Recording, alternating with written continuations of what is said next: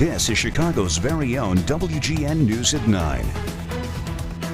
Good evening, I'm Micah Matera. And I'm Ray Cortopassi. A meeting in Arlington Heights this evening allowing residents to hear more from Chicago Bears leadership. And it comes amid talks and negotiations about which town the Bears may call their next home. WGN's Courtney Spinelli was at the meeting tonight and joins us with the details. Courtney?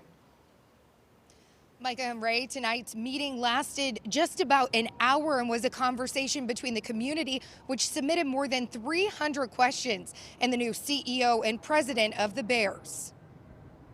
Who wants the Bears to come to Arlington Heights?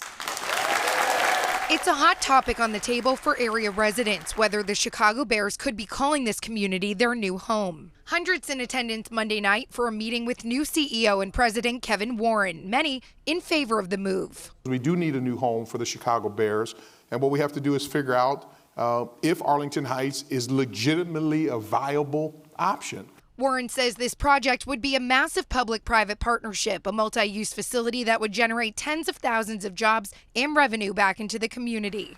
Organizers of the event say it's important to keep the conversation going so the Bears see a path forward for the stadium. There will be something built at Arlington Park. The folks who want that to remain vacant land, that's not going to happen. So we have to be realistic, and this is the best possible use. The conversation, moderated by members of grassroots effort Touchdown Arlington, a coalition of business owners and stakeholders in favor of the project.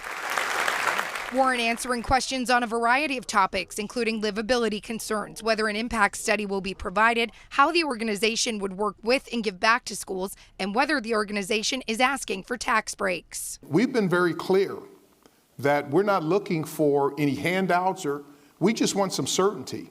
And we want fairness. Warren saying the organization has made offers to pay back more than $4 million in taxes to the schools, which was going to be $1.5 million more than Churchill's Downs was paying. The Bears purchased the Arlington racetrack months ago and even began demolition efforts, but disputes over property tax values have held up commitments to build the stadium in this community. Warren making it clear there has been interest from other cities and nothing is in stone. Once we zero in and have a legitimate partner, we will proceed forward. While many attendees favor the move, some feel it could be an economic boost, but still want more information. Michael Mock, who works in the events world, traveling from Schaumburg for the meeting. The region will be impacted, so I wanted to hear about it. Mock says he feels there was too much smoke and mirrors and would like a bit more certainty on several things, including taxes, public infrastructure connecting the stadium and surrounding communities, and the jobs this project could provide. How much of this is going to be built with local labor? How much is going to be using local resources? And Warren says if this happens in Arlington Heights, he feels the stadium could be an extension of an already bustling downtown. I know this would be the first of many conversations,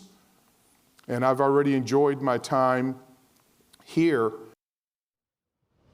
Now, Warren also spoke tonight on his emphasis on education and investing in educational opportunities. He also dug into his experience being involved in the development of U.S. Bank Stadium in Minnesota and says if he's learned one thing from that is that these things just don't happen overnight. Reporting live in Arlington Heights, Courtney Spinelli, WGN News. Thank you, Courtney.